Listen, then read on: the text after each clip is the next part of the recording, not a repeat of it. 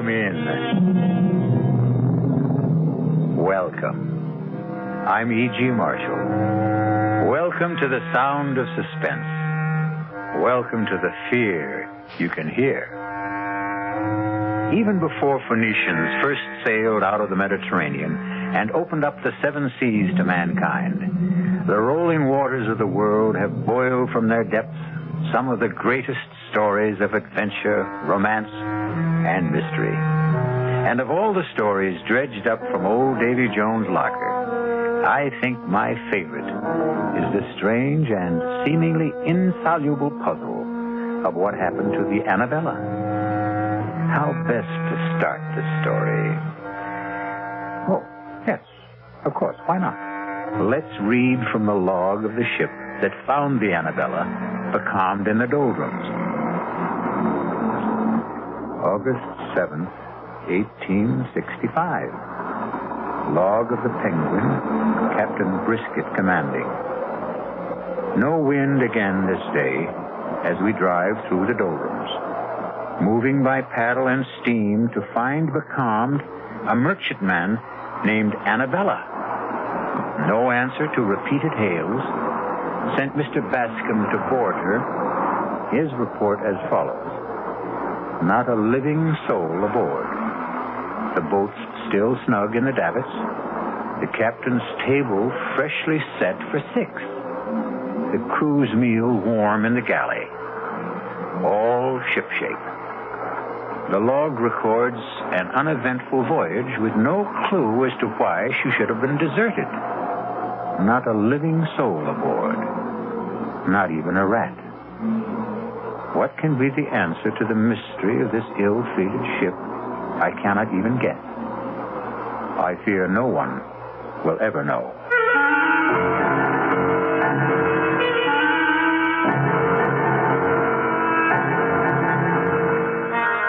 Our mystery drama, Sea Fever, was written especially for the Mystery Theater by Ian Martin and stars George Matthews and Brett Morrison.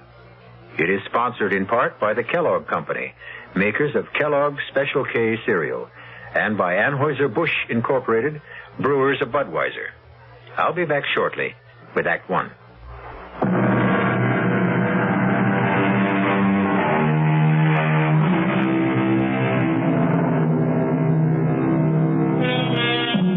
The Annabella set sail from Charlestown Harbor on the 13th day of July, 1865.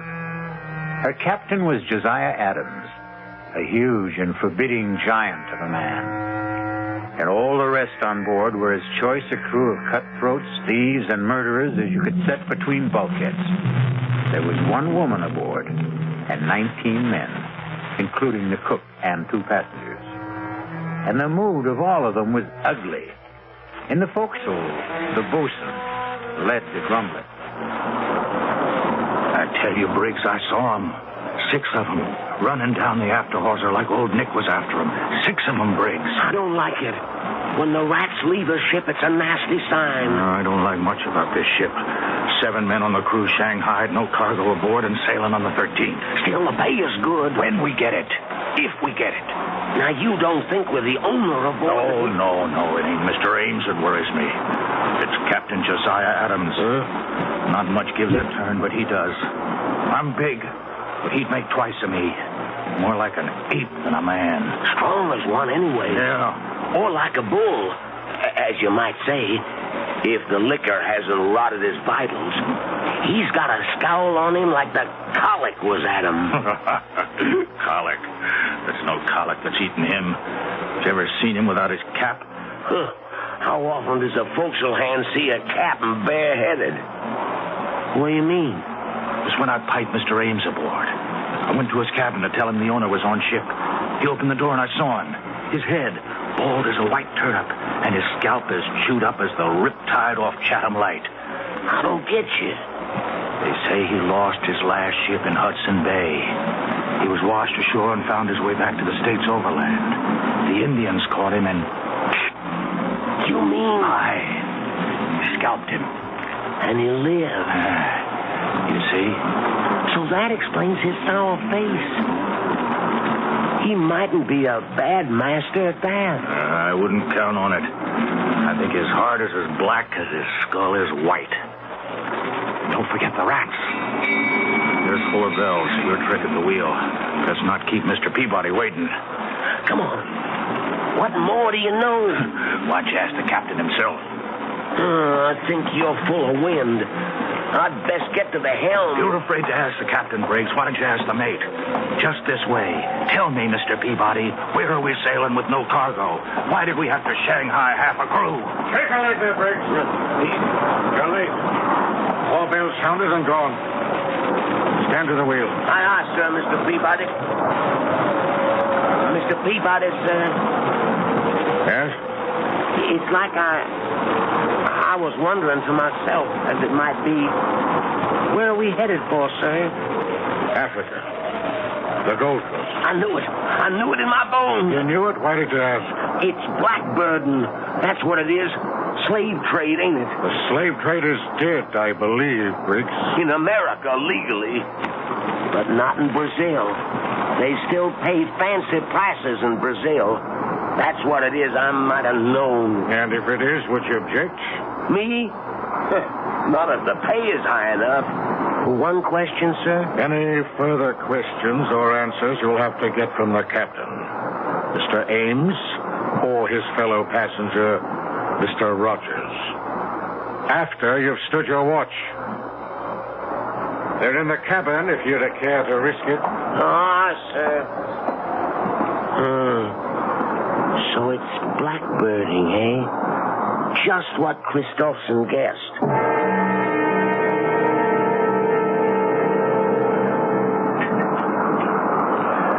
Wine, Rogers?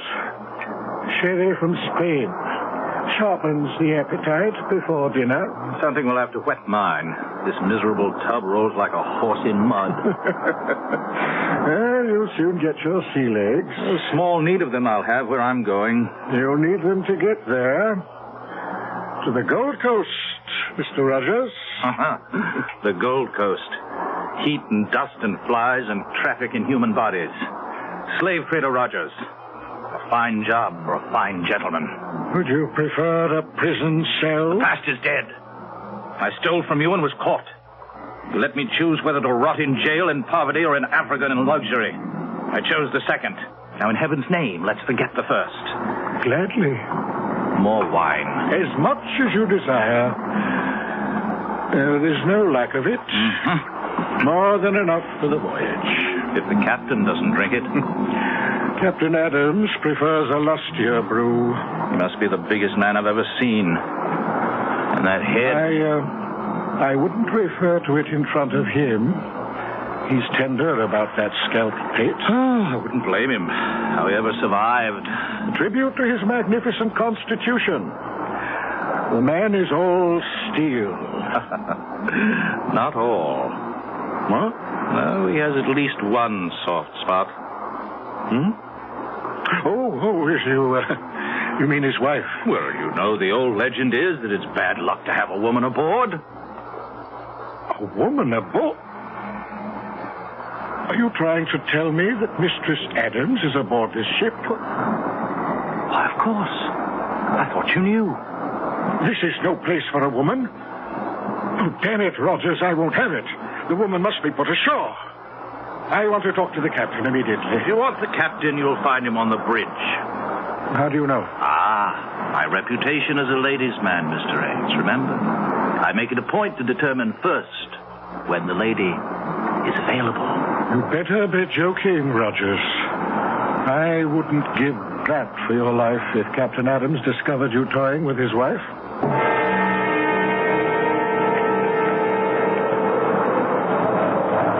Wind's freshening, Captain. That's God's worry and mine, Seaman, not yours. Hold it to the point. Aye, sir. Captain Adams. What is it, Mr. Ames? A word with you, sir. No. What? You heard me, and get off my bridge. No one sets foot behind the wheel except on my orders or invitation. Nay, sir, I take umbrage at your attitude. Take what you will. My only concern when I'm on this bridge is the sailing of this ship.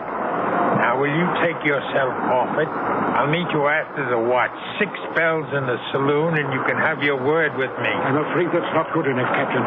You forget... Good enough or not, it will have to serve. Now, will you go below, or do I have to throw you off bodily?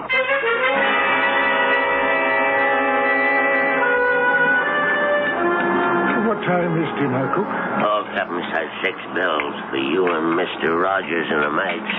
He and his lady will eat later. Oh? They don't join us? No, sir. Really? Neither one? No, sir. Curiouser and curiouser.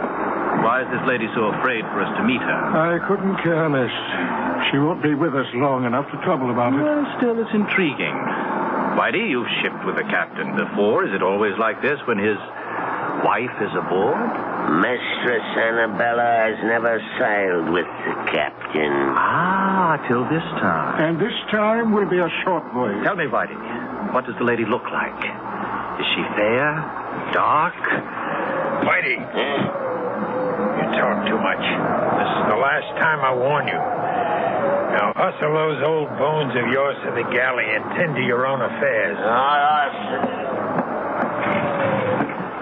You want to know what my wife looks like, Mr. Rogers? Oh, a natural curiosity, surely? Then let me satisfy it.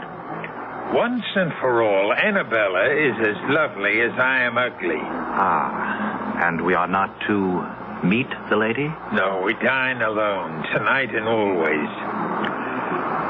One further word to you, Mr. Rogers. My wife is on board this voyage because I've decided that I will never go anywhere without her, nor will she go anywhere without me.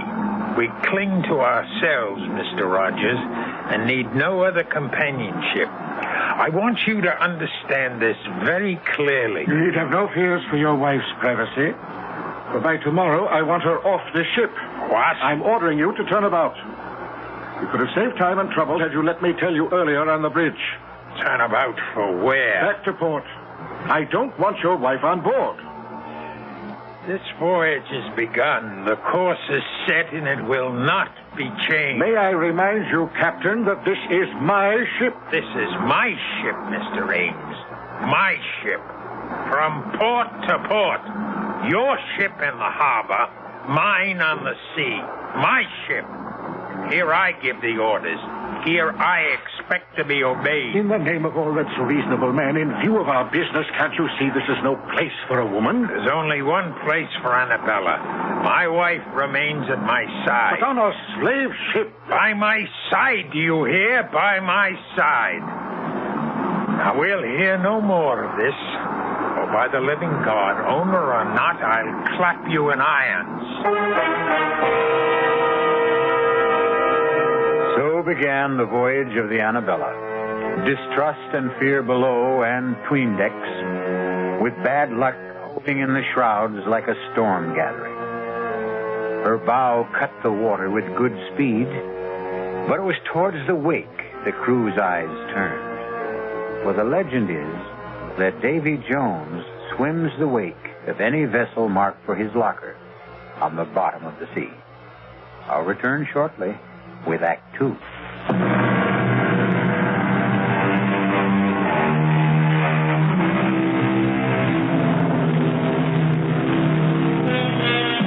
For the first week, the Annabella sailed southeast by south, beating down towards the tropics. The crew still grumbled, and Rogers strove to drown the irresistible temptation to try and catch a glimpse of the captain's wife by drinking steadily. 2 things served to deter him: the captain's wary vigilance and his fear of the sheer brute strength of the man. But once the ship veered due east and the mounting seas demanded more and more of the captain's time on deck, Roger's courage and desire began to grow.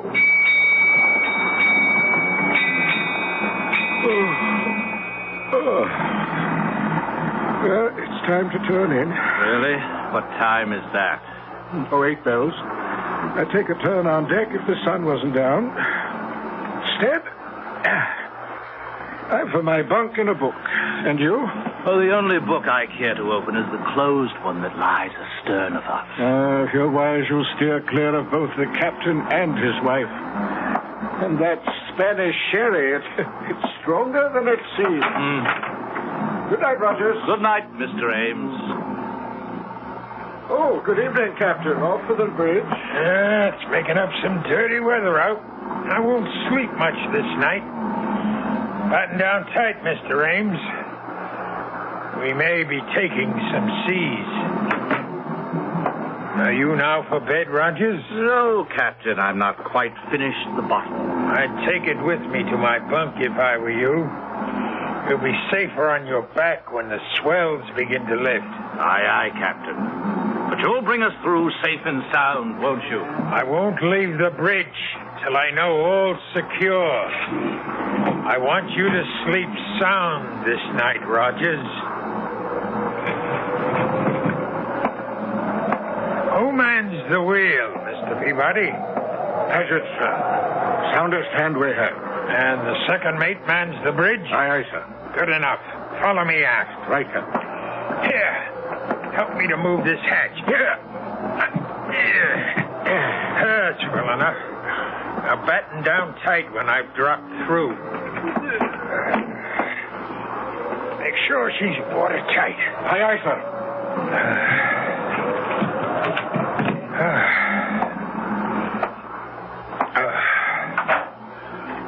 Who's that?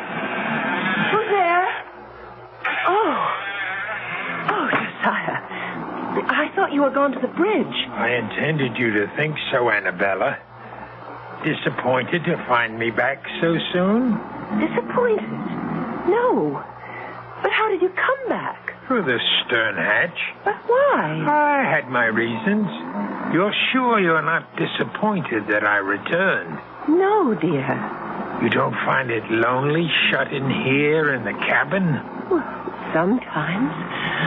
I'd like to go on deck and feel the fresh, salt breeze on my face. And meet the crew or the passengers, perhaps? Perhaps. At least the passengers. The owner of the ship and... Mr. Rogers, isn't it? You know his name. Whose name? Rogers. You said it just now. How did you know his name? But you've mentioned it to me yourself, Josiah. How else would I know? And you love me, don't you? Of course, Josiah. And you'll never leave me? Never. Oh, forgive me, please, my dearest. You mustn't mind my jealousy. That Rogers, I see that look in his eyes. A hunger. A burning hunger for the sight of a woman and the feel of her body beneath his hands. Annabella, you knew his name. If you've been deceiving me... I've never even seen the man. How can you accuse me of ever forgetting I'm your wife? How can... What is it?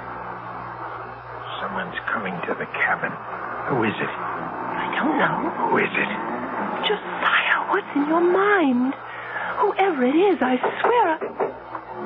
Go in the inner cabin. But you... Do as I say. Very well, Josiah. Mistress Adams, are you alone? Come, I know you are. I saw the captain off to the bridge for the night. Will you allow me to introduce myself? Thomas Rogers, gentleman, at your service.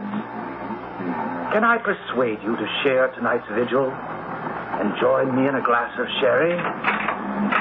Oh, how kind of you. The sight of a pretty face. A pretty face, Rogers?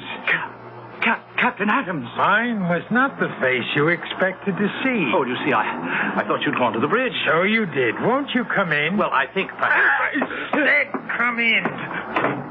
You wanted to meet my wife, didn't you? Well, yes, I must... But not with me present, right?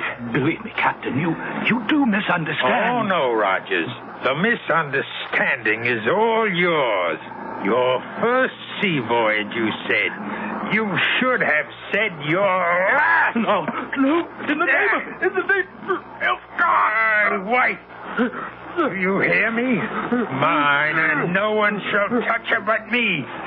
No one will take her from me. No one.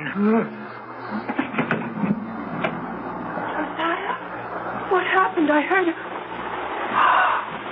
Oh, you killed him. I should have snapped his neck like a chicken. I wanted him to suffer. But how could you? He was nothing to me. No one shall have you but me. Josiah, aren't you afraid? Afraid? The owner, the crew, everybody on board. When they find They out... won't find out. No one knows he's here. He'd make very sure of that. His body will go out the stern window and into the sea. Men have fallen overboard on a rough night like this, especially drunken men. No one will know what happened to him except you and me.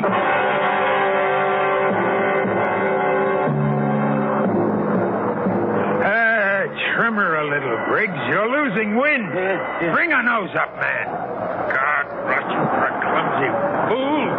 Here, let me have the wheel. Aye, sir. Your eyes, you've lost way on her. Sorry, Captain. The wind just veered a couple of points. A sailor should smell a wind change. Yes, but I Save your excuses. You think you can hold her on this tack?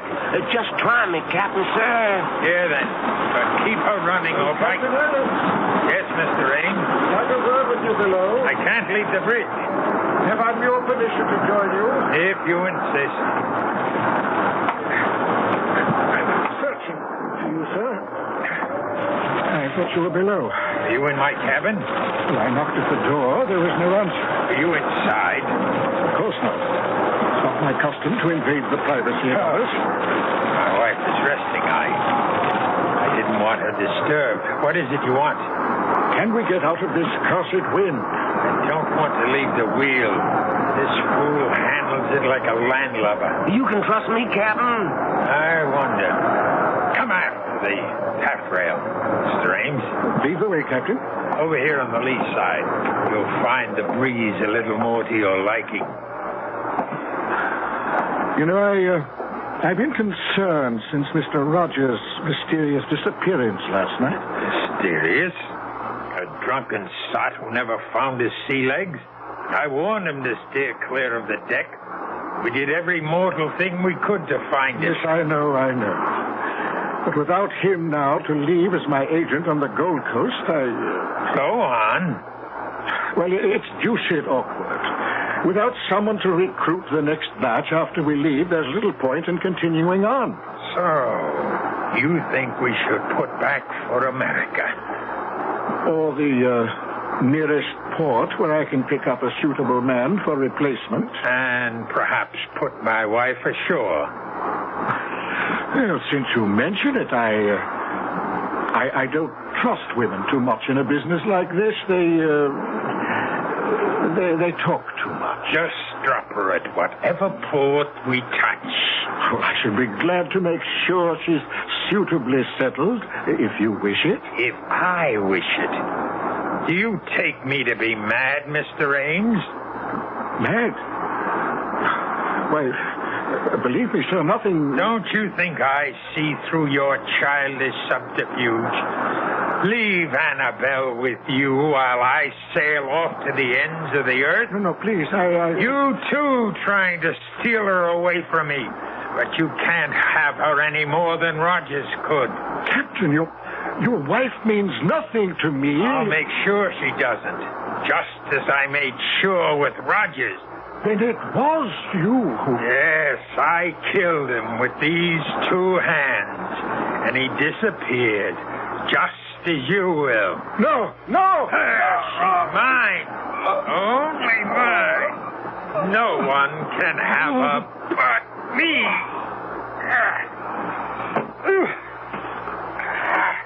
Into the sea, Ames, like Rogers.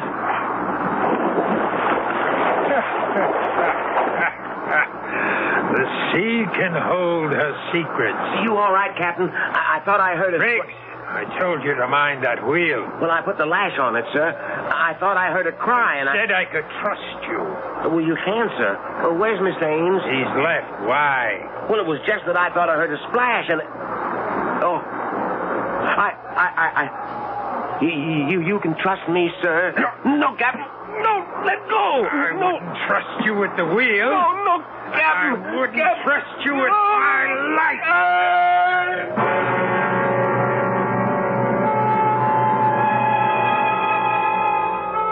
Two more overboard. 19 men the Annabella sailed with, and now there were 17. Evil men, all of them. And Davy Jones swam the wake, waiting for them. For the captain, mad with imagined jealousy, had crossed the line of sanity.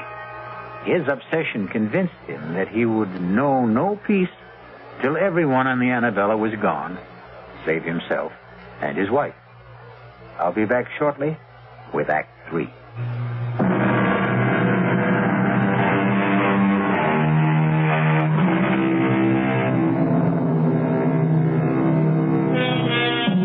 The squall that blew up so suddenly on the Annabella proved to be a full-fledged hurricane that so fully occupied all aboard that there was no time to question missing men. Indeed, 2 other hands were blown out of the rigging or shaken loose before the Annabella found calm waters in the eye of the storm. Now again, discontent grows in the forecastle. The talk of a haunted ship resumes. The word mutiny is on everyone's lips. Mr. Peabody, sir. Oh, dinner so early, Whitey? No, sir, it's mutiny. What? You heard me, sir. Mutiny. And about to break out. Oh, Whitey, forecastle grumblings. You know it's all talk. They wouldn't dare. Mr. Peabody, sir, I've been at sea, man and boy, for over 60 years. I know when it's talk. They say the ship is cursed. Who says? The bosun, sir, Christopherson. He says he saw the rats leave the ship before we sailed. And for an old wives' superstition, he's ready to mute. It's a great deal more than that. There's 5 men lost already. I'm aware of that. And most of all, it's the captain's wife. Bad luck with a woman aboard, particularly one that he keeps it away. Well, do they expect the captain to parade his wife in front of common seamen? No, sir, but they wonder. Wonder what? Some say she's a witch. She's ugly as sin. And some say she's sick of the smallpox. Smallpox? It's aboard, sir, I'm feared. Now you do allow me. I'd best have a look at it. If he has it, he has it. I'll put him in the lazarette so it don't spread. The first thing is the mutiny, sir. That has to be stopped. It has to begin first. It'll begin unless the captain puts about. You know how much chance there is of that. You of all people. Yes, I've sailed with the captain before. I always found him a hard man, but a fair man. Not this voyage. Something happened when he brought his wife aboard. He's not the same man. I think the captain means to kill everyone, as he did the owner, and Rogers, and Briggs. Aye, and even Paget and Breen. And we're blown out of the rigging. Perhaps, sir. Perhaps the captain shook 'em loose by luffing. Whitey, I think you're the one whose brains are scrambled. The men were lost overboard. And the 2 passengers and Briggs. Rogers fell over, obviously drunk. A wife took the other 2. Then why is there not one mention of any of them being lost in the ship's log? That's kept in the captain's hand. How could you know that? He was writing in it. Here in the saloon last night. I was clearing the table. He left to get fresh ink, and I looked at it. You can read? In 60 years at sea, a man has a lot of time on his hands. I taught myself long ago. You're sure of what you say? On my oath, sir. And by God, we'd better turn back. Now! I'll not risk my neck to the hangman's noose by mutinying. Maybe if you was to speak to the captain's lady, she's the only one to influence him. By damn, you're right, Whitey. Look, go hold off the crew till I see if the lady'll come to our help. Aye, aye, Mr. Peabody.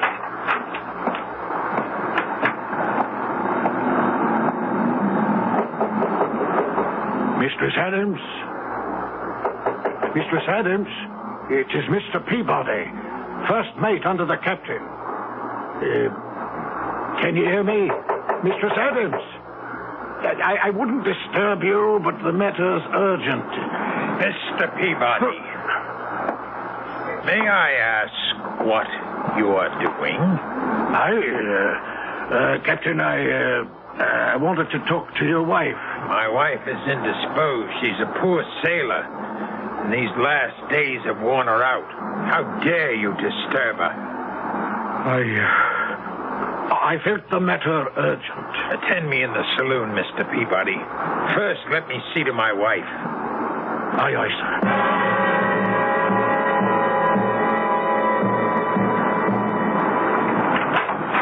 Fortunately for my peace of mind and your welfare, you did not wake Mistress Adams.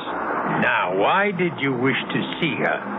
Well, I didn't think you'd be willing to bring the ship about and head for home. You're quite correct. I would not.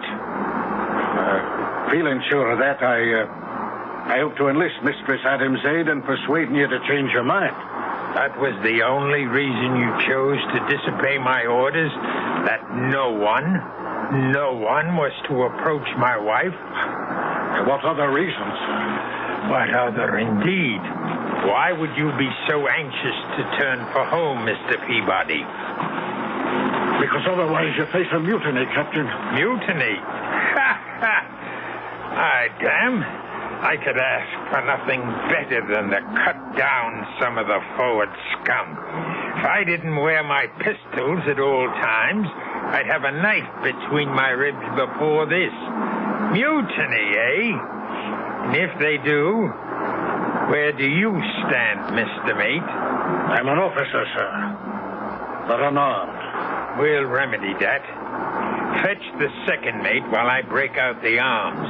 Then we'll muster the crew on deck and have this out. Aye, sir. What about the bosun? The bosun?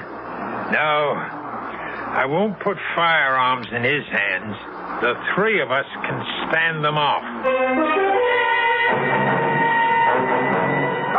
Turn back, Turn back! Turn back, for a pack of lily-livered swine. I'll see us on the bottom first. Now, hark to what I tell you. This voyage can make us all rich. No owners split now. The profits are all ours. Sail on with me to Africa, and we'll all reap our reward. Aye, Deep Sixth in Davy Jones's locker. Speak for yourself, Mr. Christopherson, or all. Or for both. This ship is cursed. Turn back and we'll make it happen. You question my orders? I say to hell with your orders. Mr. Peabody, sir, you know what's happening aboard this ship. We'll sail under you. Will you stand by us, sir? Well, Mr. Peabody, where do you stand? You see where my pistol is aimed, Captain? At me. I suspected something like this when I found you below at my cabin. What would you do now? I'll ask for your pistol, sir. I'm taking over the ship. But I guarantee you safe conduct home. And my wife? Your wife, too, of course. And if I refuse? Don't make me pull this trigger, sir. That's just what I intend to do. Don't come any closer.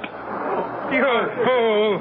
Do you think I'd have handed you a loaded gun, knowing what was in your mind? Punishment for mutiny is death. Well, who's next? Who else wants to go on trial? I thought so. We'll smell the wind. The hurricane's coming back. To the rigging, all of you. And reef sail, or by heaven... Reef them yourself, old baldhead. We've taken our last order from you, you murdering devil. Go back to your cabin and tell your wife... I warned you, Christopherson. Captain Josiah, some are armed. You should never have started this. Never started it. It's just what I want. I want to be rid of you scum. Now I have my chance. Turn back to where I will lose Annabella forever. Never! Never!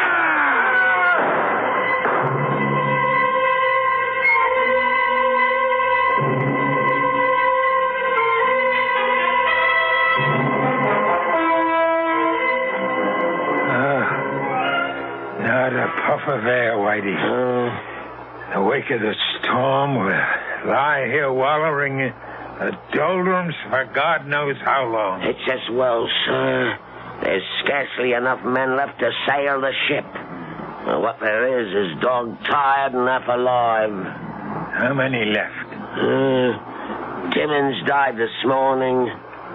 4 killed in a mutiny. 1 more lost overboard. And Rudge, who died in a fall from the crow's nest. That leaves 5, sir. Are they counting you, Whitey? You're counting me. 5 of you still between us. We're woeful short-handed, sir. Yes. I have a mess cooking for the crew. Can I sit him down to eat? Huh? Eat? Oh, yes, of course. We must all eat. But first, serve all hands a double ration of grog, including yourself. I'll put a cask of rum out in the saloon. Oh, sir. Before you serve the crew, though, set the table in the saloon. Yes, sir. For 6.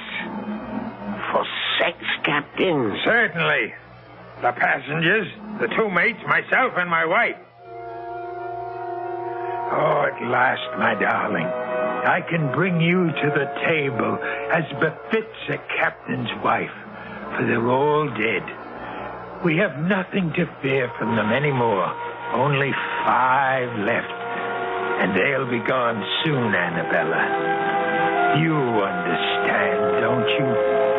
It's all to keep you, to hold them from taking you from me, beloved, to hold you forever. Josiah? Anne, what are you doing on deck? I'm looking for someone I once knew. Who? Josiah Adams. You? But I'm here, Annabella. Here. If only you were. The Josiah I knew. I still am. With the blood of all those men you killed on your hands. They stood between us. And the ones that were left, whose drinks you poisoned, who are dying now. I had to kill them so we could be together always. Don't you see? That's what's tearing us apart. What were any of them worth to deserve to live? Blackbirders and thieves, riffraff and murderers. They stand between us no longer. Only one thing stands between us, Josiah. Why are you too blind to see? No, Anne. No, I took you from America with me. We can be safe on the other side of the world. I can sail the longboat, just the 2 of us across the seas. We can scuttle the ship. And even if she were raised, no one would know her secrets. I've kept the log as though the voyage was calm and uneventful. Let them find the ship. We'll be gone. Tonight, at last, you can dine at the captain's table, as you always should have. And then we'll sail away. No, Josiah. Search your heart, and you know it can never be. It's all a dream. It's all a dream. Never, never, never. Hannah, speak to me. Answer me. Call for her, Captain. Call for her. Whitey. Don't be afraid. I'm still alive, but not for long. I thought you were a ghost. No, only one ghost sailed with this ship. Quiet. You can't scare me anymore, Captain. I'm dying. But your wife... What about my wife? She's dead, Captain. No! She always has been. Long before we ever sailed. No. Yes. Killed when the Indians got you. Dead for over 2 years. No. It had to be, Captain. It had to be. There's nobody in your cabin. Never has been. Don't you think I didn't know? Didn't I see her die before my eyes? But I cheated death, and I cheated him of her. I took her away with me to the ship. I had to keep her alive. I had to. And you had to kill all of us to do it. Because all of us, alive, were proof that she wasn't. It had to be. And you're alone at last. Or will be. All of us are dead save me. And I'm almost gone. I'll be alone at last. And I can bring her to my table like the lady she is. The table is set for 6. But there'll be only one of you there, Captain. Or 5. The dead don't mix with the living. There's only one way to find your wife again. Only one way. The last of them. Annabella, we're free. Annabella, where are you? Anna, come to me. Annabella. Annabella. I know you died long ago in America, but you lived on in my mind, in my heart and in my blood. I thought if I took you with me to the sea, away from the land where I dug your grave, you could still live and breathe for me alone. There's only one way to find you at last. Oh, Annabella, forgive me, love, for all that I've done. I'm coming home to you.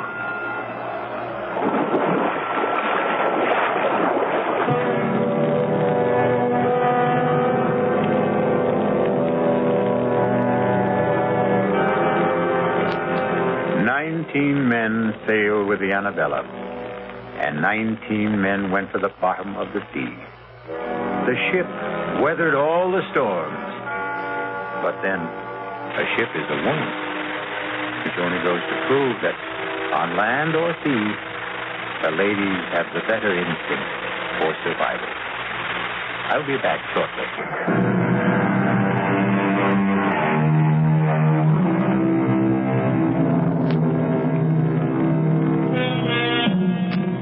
Somewhere in the green depths, I wonder if the captain sits presiding at his table. But if he does, there's at least one empty seat. For Mistress Annabella died on land. She'll never come back to the sea, or him. Which seems fair enough, wouldn't you say? He didn't exactly deserve a happy ending. Our cast included George Matthews, Brett Morrison, Marion Seldes, Leon Janney, and William Redfield. The entire production was under the direction of Hyman Brown.